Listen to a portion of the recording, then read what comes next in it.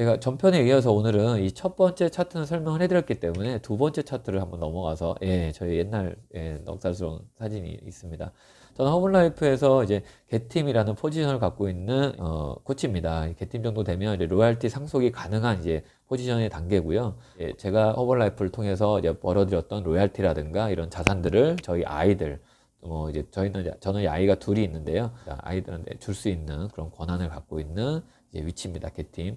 그리고 HMPT, 요즘 많은 분들이 이제 HMPT에 대해서 궁금해 하시는데, 이건 실제 제가 직접 만든 겁니다. 이 용어 자체가 뭐 검색해보면 없으실 거예요. 제가 최초 만든 거고요. 저는 일반적인 PT 개념을 우리 허벌라이프의 누트리션과 저는 결부시켜서 허벌라이프 누트리션 퍼스널 트레이닝, 그러니까 허벌라이프 영향을 통한 개인 맞춤형 서비스, 개인 맞춤형 어떤 운동 시스템이라고 보면 됩니다. 이제 그 안에 운동도 당연히 들어가 있고요. 그 안에 식단 관리라든가, 심지어 요즘에는 최근에 이렇게 SNS라든가 어떤 카카오톡 통해서 많은 단톡방이라든가 이런 것들을 운영을 하면서 개인의 어떤 1대1 대면이 아닌 SNS 공간에서 이제 그 고객이 어디에 계시든 이런 영상이라든가 이런 자료들을 서로 공유하면서 그 고객이 뭐 건강이 됐든 뭔가 다이어트가 됐든 이제 그런 것들을 이루어 나갈 수 있는 그런 이제 시간과 공간의 제약을 받지 않는 굉장한 어떤 앞으로의 저는 어떤 진정한 DMO가 이제 이 방향으로 저는 흘러갈 거라 생각을 하기 때문에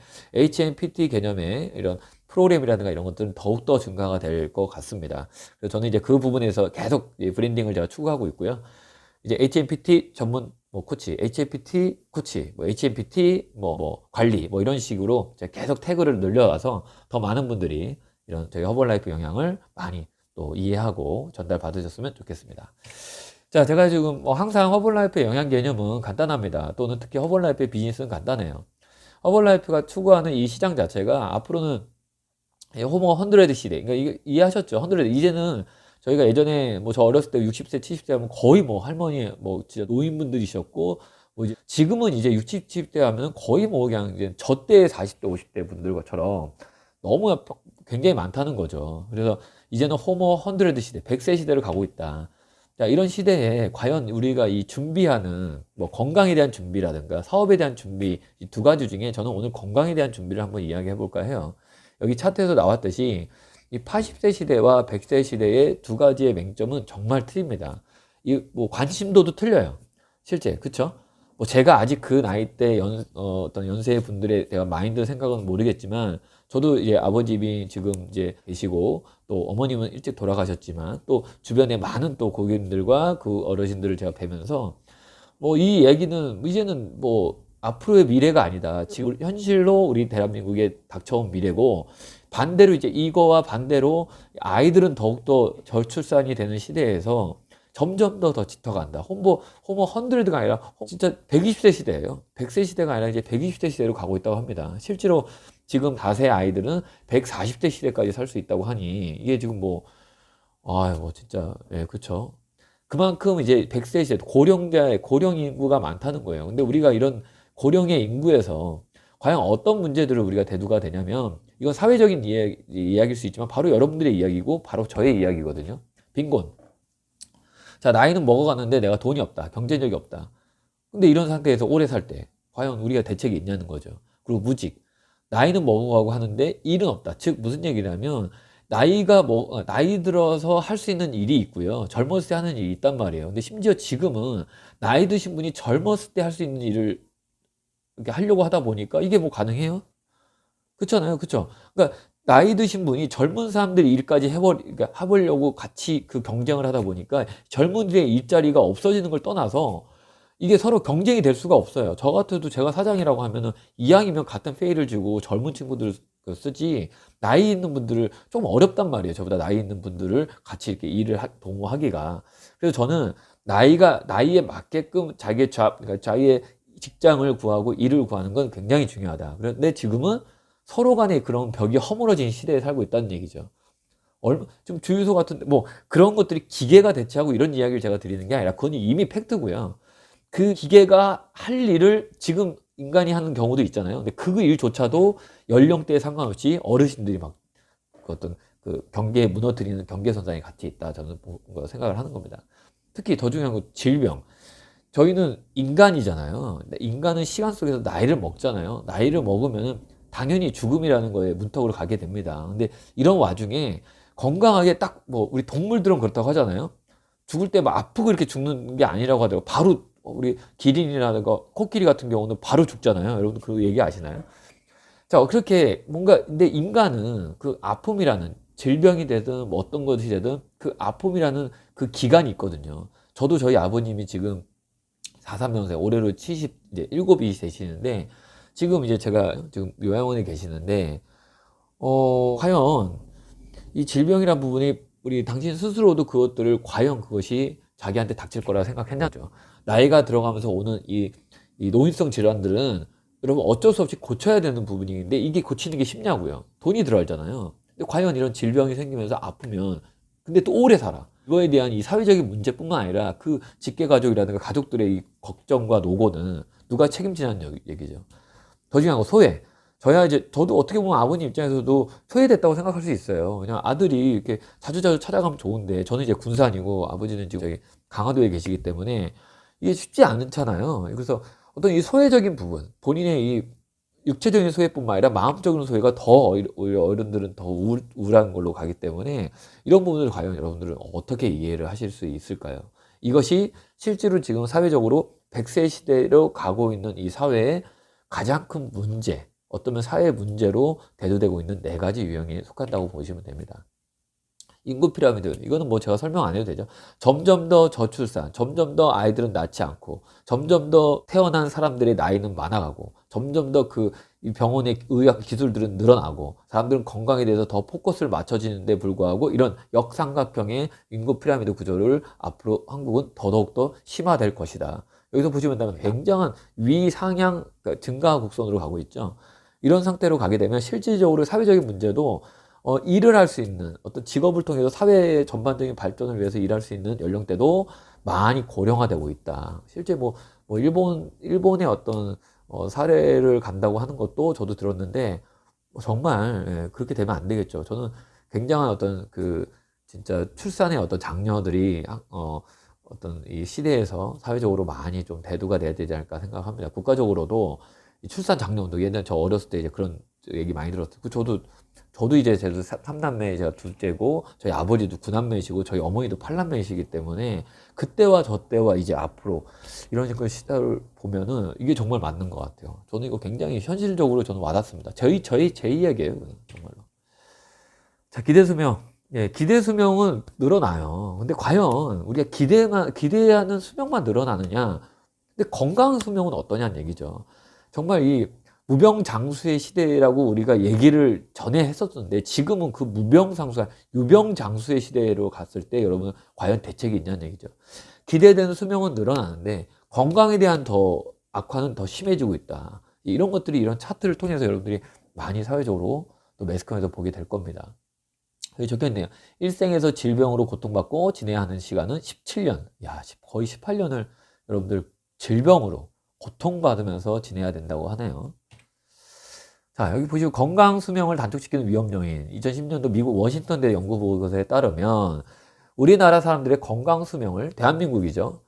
대한민국 사람들의 건강 수명을 단축하는 질병 부담 위험 1위가 뭐냐면 바로 불규칙한 식습관이라고 합니다. 즉 한국 사람들이 2위가 뭐 음주, 3위가 흡연 뭐 이런 것들이 나왔는데 한국 사람들의 어떤 이 질병으로 인해서 건강이 그 위험 요인 하나가 아니라 그 위험 요인 1위가 바로 불규칙한 식습관이라고 합니다. 이건 제가 얘기한 게 아니라 미국 워싱턴대에서 연구를 한 결과거든요. 실제 이거 여러분들 너무 익히 잘 알고 있단 말이에요. 요즘은 뭐 웬만하면 뭐 불규칙한 식습관, 뭐 불균형한 영양, 뭐 영양 결핍 이런 얘기 뭐 남 얘기 아니죠. 다 본인들 얘기인데 그럼 과연 우리가 여기서 어떻게 이런 것들에 대한 자각을 하고 여러분들이 주의를 해야 될 것인가 라는 거에 또 여러분들이 조금 더 집중해 주셨으면 합니다. 건강수명 줄이는 불규칙한 습관 나왔죠. 건강수명을 깎아먹는 기간이래요. 불규칙한 식습관이래. 13년이죠. 13년 4개월인가요? 가장 두려운 병, 암이라고 하네요. 암이, 예, 진짜 암은, 저도 저희 어머님이 암으로 돌아가셨기 때문에 여러분 정말 관리 잘 하셔야 됩니다. 뭐, 잘못된 생활 습관, 누적이 치매를 부른다. 예. 식습관으로 인해서 치매도 걸린다고 하잖아요. 지금 이런 통계들. 그쵸. 아, 너와 태와 늙는다는 거와 이 늙음으로 인해서 몸이 자꾸 이제 변해가는 거죠. 이거 참 안타까운 현실인데, 뭐 저도 당연히 저도 이제 올해 46이지만 20대 때 몸과 30대 때 몸과 40대 때 몸이 틀립니다. 앞으로 50대 때 몸도 틀릴 거예요. 저는 60대 몸도 틀리다고 봐요. 다만 허벌라이프라는 제가 코치를 하면서 영양을 규칙적으로 섭취를 하고 있기 때문에, 제가 만약에 허벌라이프를 몰랐을 때와 알고 있을 때의 영양의 어떤 개념으로 인해서 몸의 변화는 조금 더 더디 가겠죠. 아무래도 좀 이제 영양과 더 규칙적인 생활을 중시하기 때문에. 그렇죠? 자, 이게 이제 우리 피하지방, 내장지방과 피하지방을 여러분한테 보여드린 차트인데, 이것도 제가 이제 인터넷에서 다운받은 차트거든요. 위에가 이제 정상입니다. 그 적당한 어떤 피하지방 안에 내장들이 잘 자리 잡고 있고요. 당연히 그 내장지방은 없으면 안 됩니다. 왜냐하면 장기들이 받쳐주는 어떤 기관들도 제지방이 있지만, 그 안에 뭐 당연히 우리가 어떤 탄수화물이라든가 이런 식사들을 통한 내장지방이 어느 정도 분포를 하고 있겠죠. 근데 뭐 하냐? 과유불급 너무 많으면 안 된다는 거예요. 지금 왼쪽에 우리 CT 사진을 보시면 이게 장기가 어디 있는지 보이지 않을 정도로 다 하얗게 지금 차트가 되어 있는데, 이렇게 돼버리면 여러분 몸이 어떻게 되겠어요? 그 결과는. 그렇죠? 자, 그런 것들의 원인이 바로 여기 보시다시피 탄수화물, 백색 음식들, 그러니까 백색 탄수화물, 쌀, 설탕, 밀가루, 이제 이런 것들로 오는, 뭐 소금도 마찬가지고, 이런 것들로 오는 여러분들의 중독성 있는 음식들, 이런 것들이 모든 그 어떤 진짜 유병들의 어떤 원인이다. 저는 그렇게 생각을 합니다. 그렇게 생각을 당연히 못했어요, 솔직히 전에는. 근데 이제 허벌라이프 코치를 제가 4년 전에 하면서 이제 이런 쪽으로 관심이 가고 공부를 하다 보니까 제 건강이, 저희 아내의 건강이, 저희 아이들의 건강이 이런 쪽으로 해서 연결이 됐구나라는 걸 알았던 거. 저 같은 경우 뭐 우리 기쁨이, 둘째 아이가 우리 기쁨이 아들인데 된장국을 좋아해요. 아침마다 뭐 된장국 먹이는 거 저 뭐 불과, 예. 밥 안 먹이면, 애들 밥 안 먹이면 뭐 그 난리를 쳤던 제 아빠로서도 지금은 부끄럽지만, 근데 그 당시에는 몰랐으니까. 알았을 때 안 하는 거는 부끄러운 일이지만, 그 당시에 몰랐어요, 지식에. 알려주는 사람도 없었고, 공부할 필요도 없었고, 이제, 안 건강하면 병원에 가서 뭐 뭔가 진단받고 결과 약 먹으면 되고, 좀 원래 나이가 들면 일어나 보다라고 싶었지. 누군가가 너가 먹는 밥 때문에, 너가 먹는 뭔가 설탕 때문에 이런 문제가 있을 거라는 거를 저도 공부하면서 알았어요. 자, 적게 먹어라. 우리의 몸은 사과상자가 아니다. 이게 제가 만든 차트인데, 자, 많이 먹으면 살찌고 적게 먹으면 빠진다고? 그게 아니죠. 실질적으로 우리가 여러분들이 과식이라는 거가 있긴 합니다. 그래서 근데 이게 즉 내가 많이 먹어서 살이 찌는 그 흐름으로 간다는 이해가 들어가게 되면 어떻게 반대로 하냐면 안 먹어요. 살 빼려고 안 먹는다는 거죠. 굶어요. 그러니까 실제 뭐 원푸드 다이어트니 무슨 다이어트니 연예인들이 하는 다이어트, 여러분들 제가 그분들을 비하하는 건 아닙니다. 정말 그분들이 그렇게 해서 다이어트를 했냐고요. 그걸 여러분들이 볼 수 있는 방법이 없잖아요. 어떻게 그거를 뭐 여러분들이 옆에서 뭐 지켜본 것도 아니잖아요. 그쵸? 무슨 얘기냐면, 자, 많이 먹어서 살찌고, 그럴 수 있습니다. 당연히 그럴 수 있지만, 그거보다 더 포커스를 어디에 둬야 되냐면, 많이 먹을 수도 있죠. 하지만 그것들을 빼내지 않았다는 거예요. 우리 간혹 그 음식물, 요즘에 식당 가면 막 음식물 많이 남기면 뭐 벌금 얼마입니다 이렇게 나오잖아요. 근데 가끔 이렇게 먹다 보면 내가 막 식탐의 욕심에 막 잔뜩 먹다가 남길 수 있잖아요. 그쵸? 남길 수 있잖아요. 그분들이 남긴 걸 우리한테 뭐 다 먹으라고 하나요, 다시? 그렇지 않죠? 버리죠, 식당에서. 똑같습니다. 버려야 됩니다. 버리지 않았기 때문에 그것이 쌓여서 내 지방창고라는 쪽으로 들어가게 된다는 거죠. 이런 메커니즘과 이런 부분을 이해하지 않으면 여러분들이 굶거나 또는 뭐 굶었으니까 많이 먹거나 이렇게 자꾸 그런 절충선을 본다는 거예요. 자, 이해하셨나요? 자, 이 차트에서 보면, 자, 여기서 이제 인슐린 얘기가 나오는데 제가 오늘 인슐린 같은 어려운 용어는 하지 않겠습니다. 다만 여러분들이 많이 먹으면 내 몸에서 그것들을 소화하고 세포로 갖다 주는 인슐린이라는 것들이 많이 나오고, 그것들이 많이 나오던 게 습관화가 되면 내 몸은 그거에 적응돼 있고, 또 나중에 그렇지 않으면 그것이 인슐린의 역할 자체가 오류가 생겨서 자꾸 지방은 살은 더 쪄진다는 거를 여러분들이 조금 이 차트를 통해서 이해했으면 좋겠습니다. 제가 목소리가 좀 커지는데, 가끔 하다 보면 이렇게 목소리가 커져요. 여러분들 이해해 주시고. 제가 이 영상은 편집 없이 갈 겁니다. 그러니까 여러분 좀 이해를 해 주시기 바랍니다. 편집하고 하려더니 너무 시간이 많이 걸려요. 그래서 그냥 아예 뭐 틀려도 그냥 논스톱으로 가려고요. 너무 길면 잘라서 가려고.